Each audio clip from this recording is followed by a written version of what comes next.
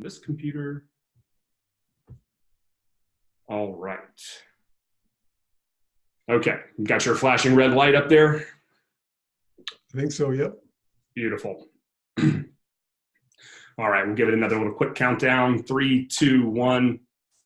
Welcome back, everyone. Brian Loebker, luxury real estate agent with Michael Saunders and Company, Sarasota, Florida here. Have an amazing special guest for you today. We're going to be spending some time with famed luxury real estate agent and coach from the Northeast, Mr. Jack Cotton himself from Cape Cod, Massachusetts. I have been watching Jack as a student of the business since I started about 7 years ago. Jack is big on video. As you know, I am big on video, but Jack is absolutely an incredibly accomplished both agent, coach, speaker. I'll give you a quick stats, not that the gentleman needs to be introduced, but Jack has a well over 30 years of experience in the luxury real estate market as an agent in the field, just like us. He is an Amazon best-selling author with a focus on high-end residential real estate. He is a keynote speaker who travels the country. I think most recently, Jack was speaking at the National Association of Realtors conference just recently in San Francisco. So for those of you not in the industry or not agents, the National Association of Realtors conference is one of the largest put on each year. He is also the funder and creator of the Cotton Center for Real Estate in Cape Cod. And last but not least, and most important to me, just like myself, Jack is an avid dog lover, so we know we're in the presence of good people. Without further ado, I'm going to turn it over to Jack so he can introduce himself. But the man, the myth, the legend, Mr. Jack Cotton, ladies and gentlemen. Hi, Brian. Thanks for having me on here today. Fun to learn all this stuff about myself that I didn't know. That's all great. So actually, just so to set the record straight, this being 2019, it'll be 45 years in the business for me. I started my real estate company in my dorm room in 1974 and quickly moved after graduation to the corner of a plumbing supply warehouse where I used to make my own signs and share a phone with the owner of the plumbing supply company. It was really, it's a miracle because when I look back on those days and to where, however far I've gotten, it's a miracle. I can't believe anyone even trusted that goofy long-haired kid who made his own signs back in 1974, but here we are. I love it. I now know what I was doing wrong in my dorm room in college. I was not starting a real estate company. I was cold calling. Well done. Well done. Well, that's awesome. And, a lot of the people that are going to be listening here today are going to be agents themselves. We're going to have a lot of home sellers. We're probably going to have quite a few luxury home sellers as well. So for the agents that are listening, I just remember that don't be too hard on yourself. Jack made the joke right there about who trusted that long hair, goofy college kid back in the day, but look at what he was able to accomplish. I fought some more battles with that myself being a young person in the industry. So that's awesome. All right. Land the plane super quick for everyone watching. We're going to go through 4 quick categories, 4 quick topics today. We're going to move kind of quick because we don't want to keep you here all day, but we're going to start out talking about some luxury trends and what Jack and I are both seeing, but mostly what Jack's seeing. And of course, Jack's going to be able to speak on a more national scale, whereas I focus on Southwest Florida and the Sarasota market, but we're going to share some nuggets there. We're going to move on to the evolution of marketing and high net worth and luxury real estate. We're going to talk to sellers in particular about what sellers need to know in hiring a luxury real estate or to market their property. And then we're going to wrap up with tips and tricks that Jack can provide as a professional and successful coach to agents who are either newer to the business or who are just trying to break into the luxury market of their own section. So everyone's going to get a little piece. Like I said, we're going to move quick. We're going to try and pick as much of Jack's brain as we can. So without further ado, we're going to start off with some luxury trends and outlooks. And Jack, what are you seeing? And again, you're in Cape Cod, but you travel the country. But Cape Cod, Massachusetts is, of course, a big feeder market to us in Southwest Florida as well. Within the luxury trends, let's talk about market conditions. What are you seeing? What are you anticipating? Give us some backstory there. Well, I'm really bad at predicting the future, but I will tell you that here on Cape Cod in particular, we're selling a lot of high-end real estate, but our prices really have not recovered from 2008.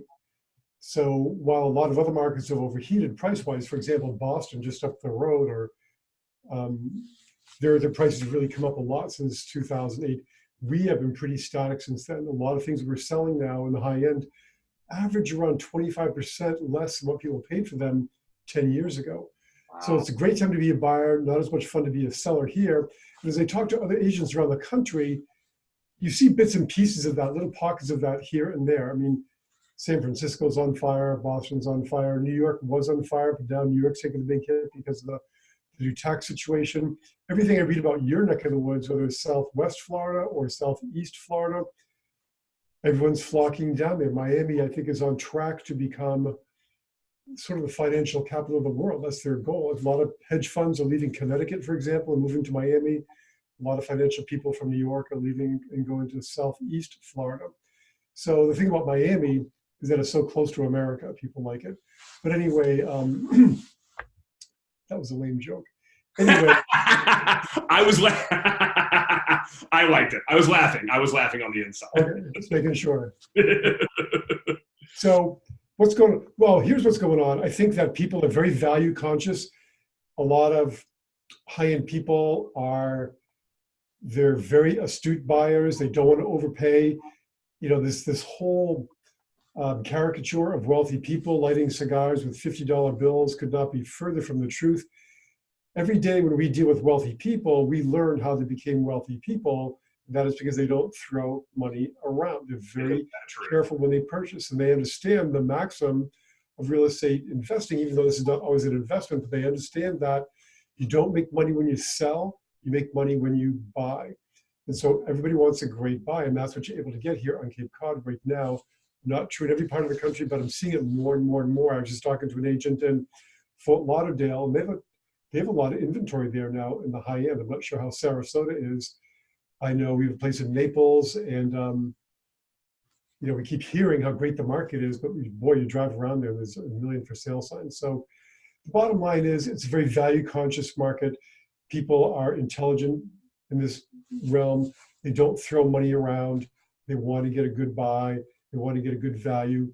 And they also value the process. They value expertise. They want to deal with someone who's a qualified, trusted advisor in their journey to find luxury real estate. Absolutely. And you dropped some great information there. I literally have a pen and paper in my hands to take notes myself from you while we're doing this. But, for the sellers out there, one of the things that Jack just mentioned that's definitely worth remembering is the mentality and the thought process that is not debatable, but it is in real estate, you make your money when you buy, not when you sell. And even in our market that, thankfully we have had experienced quite a bit of appreciation post-recession, the buyers here are not willing to overpay. They are patient, they are picky, they are cash heavy. We have great activity, but the level of patience that the buyers are exuding right now is incredibly noticeable. And when they find something that truly does check all their boxes, they're willing to write the check. There's going to be some negotiation, but they're willing to pay for it. But there's no rush. We're in a little more of a balanced market, and I hate to hear that you guys haven't quite had that appreciation there as well. But we've had some plateaus in pricing here too.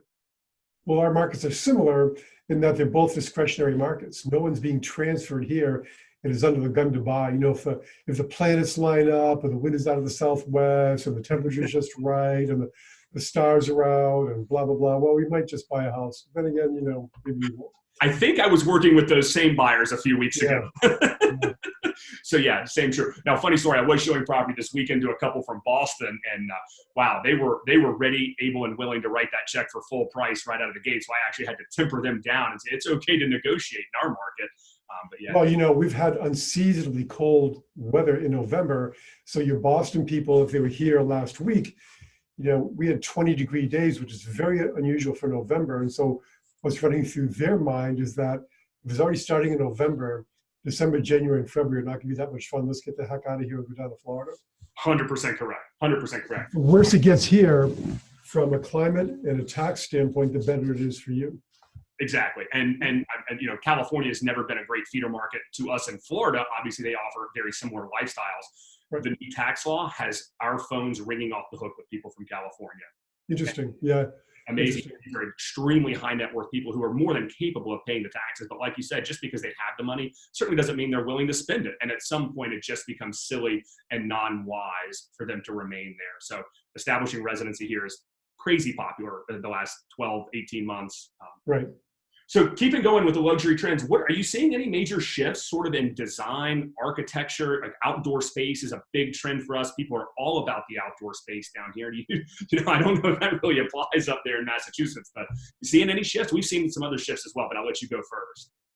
Yeah, we like our outdoor spaces. Keep in mind, Our season really is 8 to 10 weeks, whereas yours is several months. I mean, the best month of the year here, weather-wise, is July, and August can be pretty good.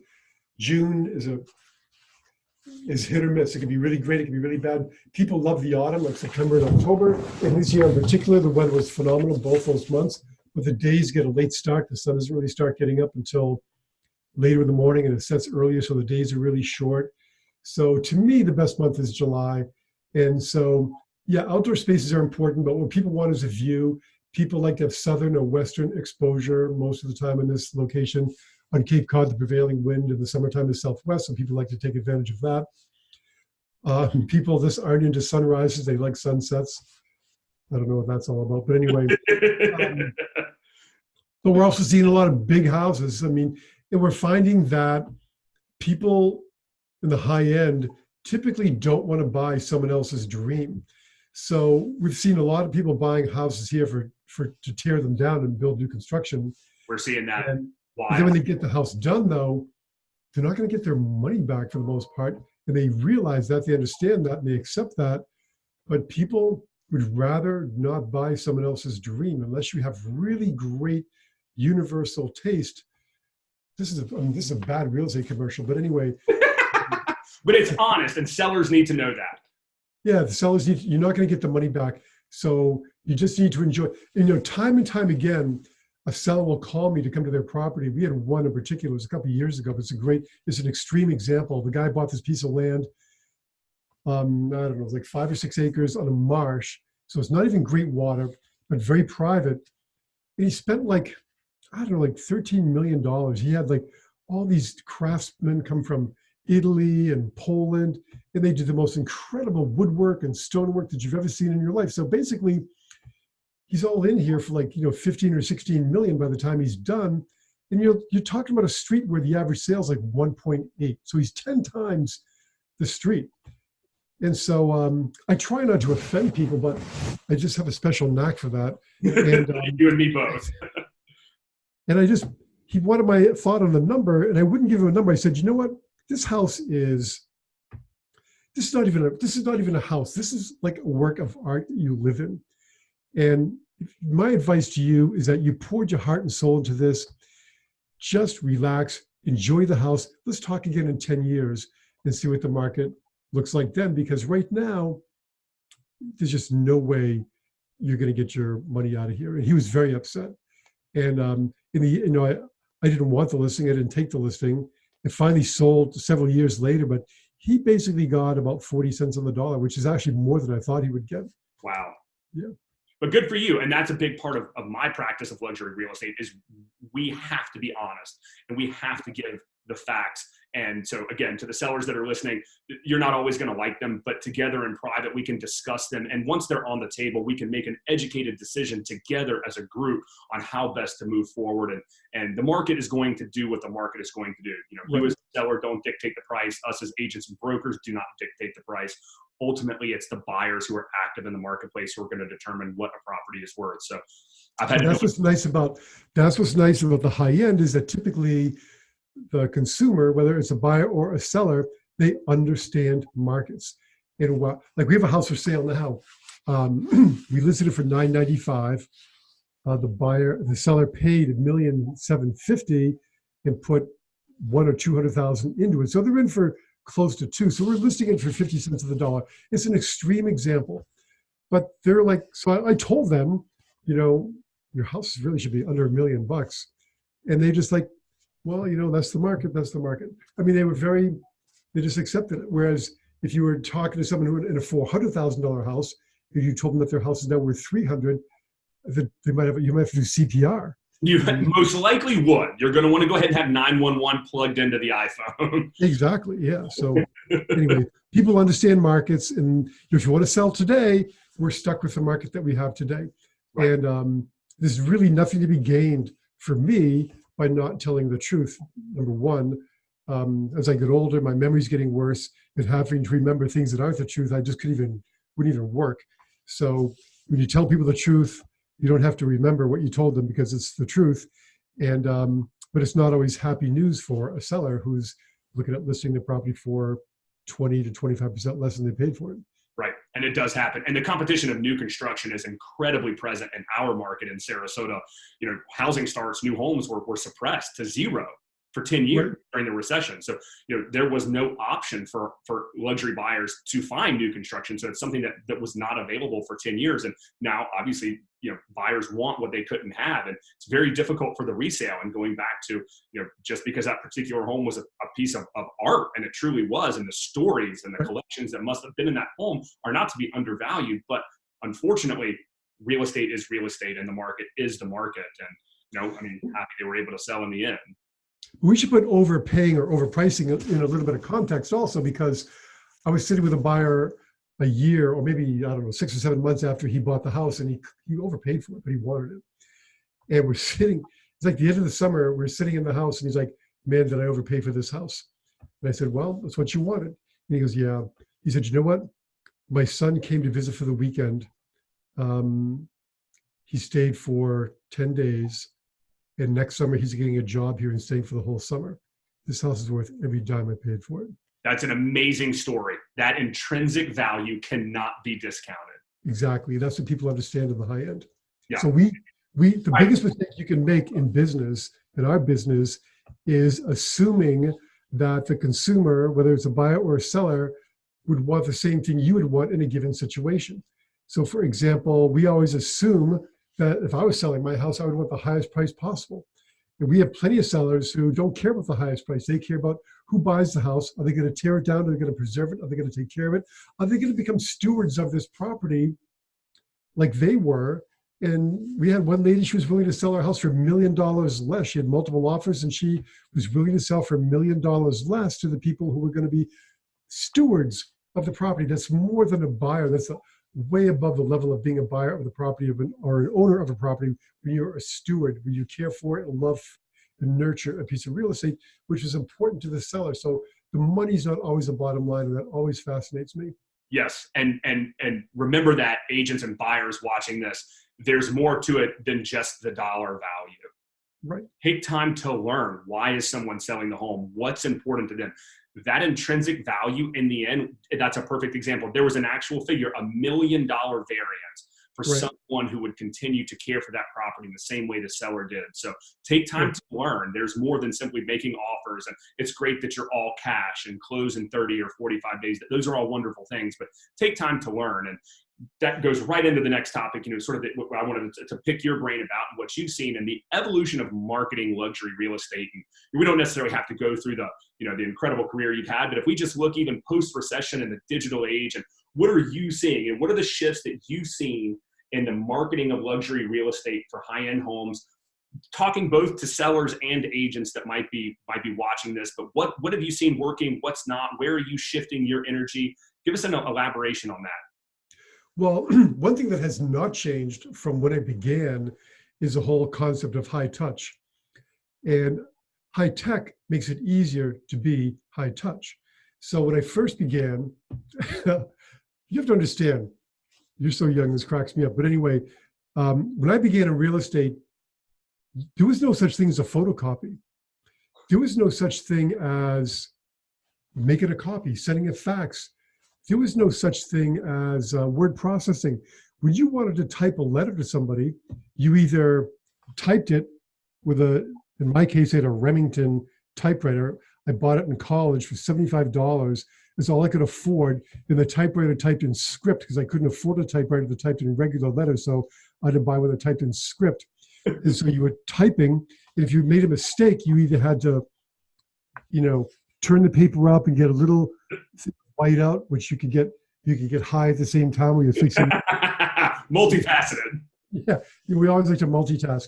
And or you could have like a little piece of white paper, and you'd type over the white paper, and that would put a piece of white over the mistake. I mean, to me, the biggest high-tech revolution in my business came on a rainy afternoon in a Burger King parking lot, where I was sitting in my car with an IBM salesman buying a Selectric 2 typewriter that had liftoff tape. It was $1,059 for the extra wide carriage, because you see, I used to type 100 letters every single night at home at night. I understood the concept of high touch, which meant personal. So in those days, you could mimeograph. Another way to get high, you could smell the, smell.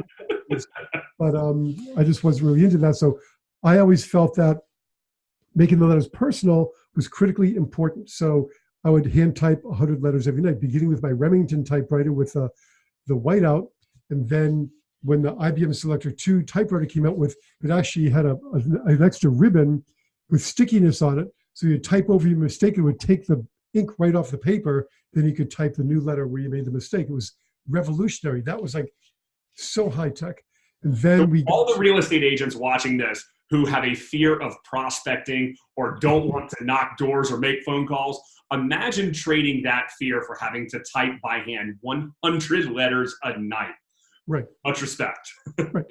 So then after that, this Italian company, Olivetti, came out with a ET 231. I can't believe I remember all this stuff. I remember stuff that's far away. I can't remember this morning. But anyway, and that you could actually store the letter and it would stop at a point where you could type in something personal. So now we have word processing. So basically the theme of high touch has not changed in all these decades. The way we can arrive at that through high tech is so much better. So as people would get more and more into texting and emailing and voicemailing and instant messaging, I really think that the tactile experience of holding a piece of paper in your hand where somebody took an instrument, a pen, a pencil, a crayon, and made marks on that paper. Think about this. We're the only critters, the only creatures on the earth who can take a piece of paper and make marks on that paper that can make someone laugh.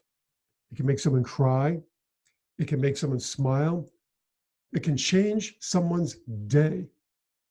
Someone to be having a bad day, and depending on what you scratched on that piece of paper, you can totally change their whole day. So I think that we're getting back to a lot of the high touch stuff we used to do in the old days, which is handwritten notes, hand typed letters or word processed letters, highly personalized, is more important than ever, because as we move at a faster pace with abbreviated, bad grammar, texting and instant messaging with symbols and memes or mimes or whatever those things are. Having a piece of paper in your hand. So I don't know. I will expound on that to say that my very first luxury listing was 2.2 million and led me into the luxury space. I had other listing presentations I had been on in the luxury space, but was then able to be hired, to get myself hired, because I had no experience. I had the chicken and the egg conundrum. Right. And my very first seller to hire me came from a handwritten note at an open house, of which I never received one piece of feedback or follow-up. They never responded, and they were best friends with the seller, the people I was sending the handwritten notes to every 3 weeks or so, whatever my frequency was. And 6 months later, I got a random phone call from the seller who was best friends with the husband and wife that I had been sending those handwritten notes to. So handwritten notes have a very special place in my heart and always will. Yeah. Well, I learned it from my mother. She was number one. She worked for Estee Lauder. She was number one on the East Coast, and her big thing was handwritten notes. We learned it from her. She used to write calligraphy. You can barely read my notes, but anyway. Amazing. So talk to us a little bit about the buyer profile real quick, and we'll get through this one pretty soon. But who are you seeing active in the luxury space? Are you seeing a shift in, is it baby boomers? Is it still the parents of baby boomers? Are you starting to see activity from millennials? It sounds like there's a great value play in your market with the price suppression. Who's active in the marketplace on the buy side? It's mostly rich people. But here's a funny thing. Like, it's not to harp on this 45-year thing, but for most of my career, all my clients were older than me. And I was always trying to bridge that gap between generations and stratas of wealth and age. Because I was 21, but I looked like I was 14. And so I can't even put my finger on the moment that occurred, but at some point in the not too distant past, all the clients are becoming younger than me. And I don't even know what's happened. And so what's interesting is that it presents a special challenge because, for example, the people of my generation or the older ones, the greatest generation, and by the way, I built my business on the greatest generation. And that's probably one of the saddest things about my business is that, you know, I believe in repeat and referral business, and a lot of my repeat customers, they're dying now. So I go on appointments now where they're died, they're about to die. It's just heartbreaking because I remember these people charging around the golf course, for example, and now they're sitting in a table with an oxygen tank talking about selling their house. And so that's a very sad thing, that the greatest generation was just such a blessing to be able to work with them. They were above me. The boomers like me, as well as the greatest generation, the appeal to them is mostly emotional. So when I talk to, you know, when we're helping them find the right piece of vacation real estate, we're talking about family memories. We're talking about reconnection. We're talking about catching minnows on the shoreline. We're talking about 4th of July picnics by the sea. We're talking about, you know, family gatherings and all that stuff. When you talk about the younger generation, they're like, they want to talk about data points. They want to talk about metrics. And I'm like, forget the metrics. Let's talk about reconnecting with your kids here. And it's like, it's so funny because I'm so used to being an emotional seller, emotional person, making a connection with buyers and sellers to do transactions. But the younger people are way more transactional, much less emotional, much more data driven. And sometimes I'll say to them, because when you get older, you can say stuff you couldn't say before. I don't care anymore. But I'll say, you know, you need to listen to your elders here. And that's a great line. I wish I could use. And you will. And it's going to come faster than you think. You know, here's the thing. Boomers buy expensive homes as reward for a life well lived, a life hard lived, success hard won, with sacrifices along the way in the form of missed recitals, missed family gatherings, missed sports games. In the house, the property they buy in Sarasota or in Cape Cod is a magnet that pulls the family back together again. The younger buyer, it's more of an aspirational purchase where here's the house, here's the property, here's the estate, and I'm going to grow into it. I'm going to become the kind of person who would have a property like this. Even I'm going to buy the property first and become the person afterwards. So the boomers are, I'm the person, here's my reward. The younger people are, here's sort of the reward, and I'm going to grow into it. It's more of an aspirational. It's a very interesting, but the emotion is way less, which is hard for an older guy like me. It's something you have to be very much aware of because, and I try to teach them along the way that, you know, playing 9 holes with your kids after dinner when you can walk up the back path here and you end down the golf course, that's a treasure. Right. Forget the benchmarks, forget the data points. I mean, they use the words like, and they use those words too, like, you know, I'm negotiating with somebody on an expensive home and they're like, Jack, the data points just aren't lining up. I just want to say, oh my God, it's like the data points aren't lining up. Well, you know what? The stars are. It's not a game. It's not. Yeah.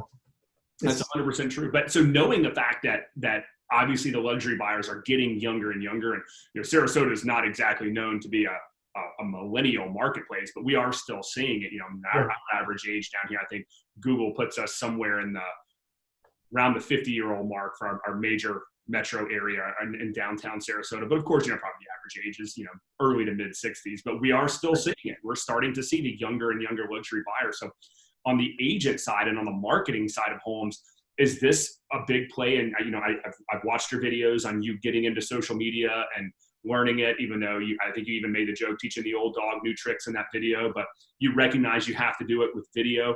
Talk to me a little bit about the marketing of the property and what you're seeing in video and social, and honestly, not just with the millennial buyer, but with the baby boomers too. I love your one video where you talk about your watch, having to remember how to reprogram your very expensive watch, and where did you go to find an old one? That's an old one? That's an old video, yeah.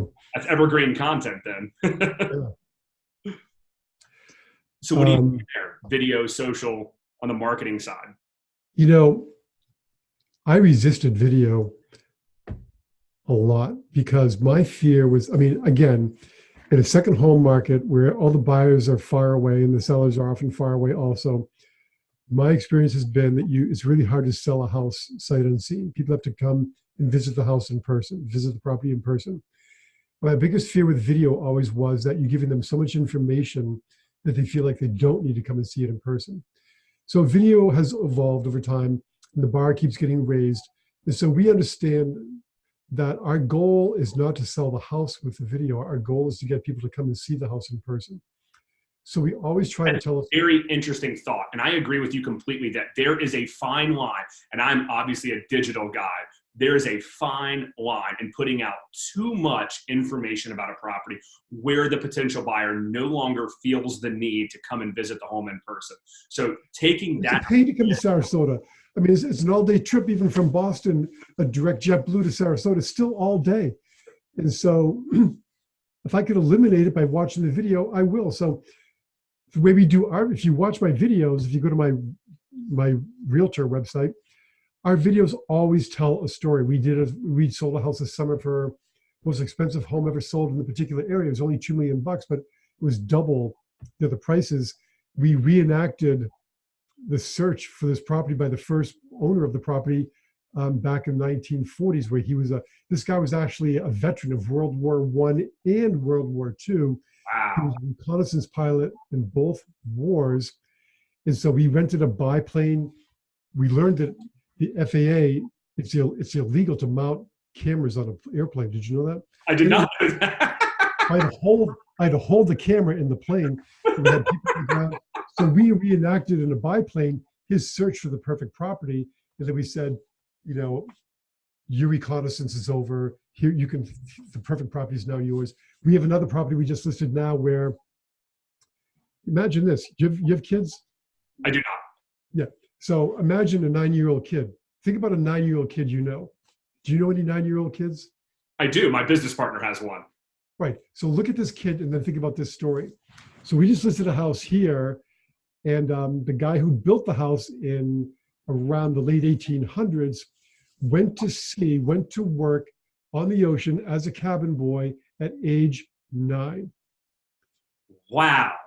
So he starts work plying the seas of the eastern seaboard, as a cabin boy, works his way up to being a captain, finally gets tired of the sea, and he comes on land, very successful career, and he builds this huge mansion on this beautiful piece of land in this historic little village. So we reenact, we take a picture of a clipper ship, and we do all this stuff because we're trying to tell a story, get people engaged with the story to want to come and see the house in person. Storytelling is everything. It's everything. We've sold homes where we had another house where, the guy built the house in 1890. And when he built the house, he had a portrait painted of his wife and hung it to the left of the fireplace. And the portrait is there to this day. And we've sold this house, I forget, either 2 or 3 times. Last time was 13 million. And it's the whole story of the portrait. And don't move Zadie. Her name is Zadie. Don't move that picture. We can't guarantee what's going to happen if you do, but we've been told that you should never, ever move this picture from That's amazing. And it's memorable. And in a luxury market where inventory and competition is through the roof, that is what makes you rememberable. And that's what we try to do in our videos now. We're not so much talking about, the R factor of the second shingle on the left is 27. You're gonna, we don't get into all that. We just really get into the lifestyle, the story. We try to convey it as economically for us as possible, because we want to obviously spend as little money as possible on the videos. So we make them very personal, and we use a real videographer. But I've spent as much as $20,000 on the video, and it's just really not 20,000. Yeah, I've got one. I just spent $20,000. We had actresses. We had, when I drove in the driveway and saw the catering truck, I knew I was in trouble. But anyway, it was fun. It was a beautiful video. The guy's a great videographer. Comes from Nashville, Tennessee, and does real estate videos. But as much as I love him and I love the video, you don't really have to do that. We do our videos for much less than that now. Yeah. And, as a big advocate of video content and someone who's really, I've done my research, that this is not obviously, as we're doing this on video right now, it's not something from the hip. It's something I'm big, just like you, massive into education, learning. This is not rocket science. I want to look and see who's doing it best and how are they doing it. Exactly why I'm so fortunate to be sitting here with you. But video is everywhere. And in the last year of where I've truly doubled down on video, I have seen value and I've shot video in quality and content wise, ranging from the shaky iPhone of me holding the phone, selfie style, shooting the video, all the way up to the full on production. We've had actors, actresses as well in some of our property videos. I've covered the gamut, and I have to tell you, I see value at every step of the way, but you don't necessarily have to spend that money. Even now, the video we're shooting now that we're going to post is very raw. It's you and I just having a conversation and a dialogue. People truly respond to that. They don't need you to be perfect. They don't need us to look like Tom Cruise or George Clooney. They want to know who we are, and they want to know what the property is. You bring up a big point, and I'm going to jump to another whole topic because it relates to that point, because people ask me all the time about staging. And I feel the same way about staging. I don't even use the word staging. I don't even hire stagers.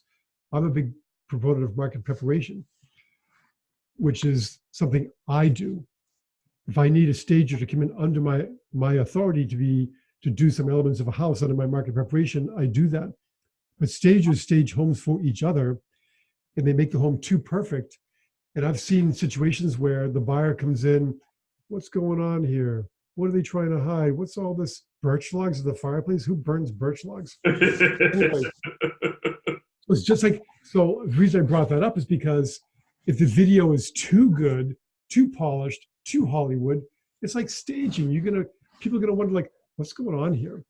The important thing is to convey the lifestyle, to convey the feeling, to tell a story that people can see themselves becoming a part of in continuing the story at this property to build their own stories. So video and staging, the concept of being real and authentic go hand in hand. I agree completely. And we'll start to wind it down here as we reach the end here. So let's talk about keeping going in that same mentality of where we are and recognizing, the importance of video and obviously the importance of quality photography and an incredible digital presence. You don't need to give away the farm, and you don't need to pay to give away the farm to do it. Talking about your implementation of social, and I love this because of our age difference that we're both using it. I see you on LinkedIn all the time. I am watching your YouTube videos. I've referenced them numerous times here for myself, to better myself. You're obviously big on social. I know you've got a great Twitter following. What are you seeing and using in social? Is it primary, secondary, tertiary? Where does that fit into your play for marketing high net worth properties? So here's major confession time. I too have a social media coach, and my coach is listening on this video for all of you, by the way. So I'm being watched as we speak. But I've actually never even logged into Twitter. So that's all that's my social media coach doing that. And they have all my material, they have all my books. So I do Facebook postings, but I don't post anywhere else. They do it all. And so we talk, and they've been doing it for me for so long now. We talk, they know me better than I do. And just to pause, I'm just going to interrupt you for a quick second, Jack. For all the younger agents or agents looking to come in the luxury space or to take their business to the next level, what Jack's saying is incredible. And don't misunderstand what he's saying. He's saying he finds it important enough to be involved in social, but Jack's at a point in his career where he can leverage that out. And that's great. And truth be told, I can't wait to get to a point in my own career where I can do that. I would love to have my full-time coach who is handling my content. Unfortunately, I can't afford that line item expense right now, but he's there guiding me and coaching me. So Jack's saying he appreciates it. He's just able to farm that task out while he does what he's best at. Exactly. And I love making videos. I mean, I do all my videos. We have this is called a Zoom room here. So you're in a giant screen that you can't see, and there's a built-in camera and microphone. Well, I have this microphone as well as one over there. But then over there, on the other side of this glass, make sure if I can turn the camera around or not. Oh, wow. Look at this. But over there, through that glass is my studio, where we shoot our own videos. So I'll shoot like all the videos that you see on Facebook and LinkedIn and all that stuff. Everything's all set up. The lights are there. I just have to flip one switch. All the lights come on. There's tripods. Everything's all set up. The videographer comes in. It will bang out 6 to 9 videos in one sitting. Wow. And my coach, who does my social media, says, "Can you at least change your tie like every second video?" I'm like, "No, I'm on a roll. I can't stop for changing." Don't mess up the flow. When I get going, I get going. Let's forget the tie. And I'm old. I wear a tie every day. So As part of that's an age thing, I think. But anyway, yes, we'll bang out 6 to 9 videos, and once you get in a role, yeah, I can do them, bing, bing, bing, just like that.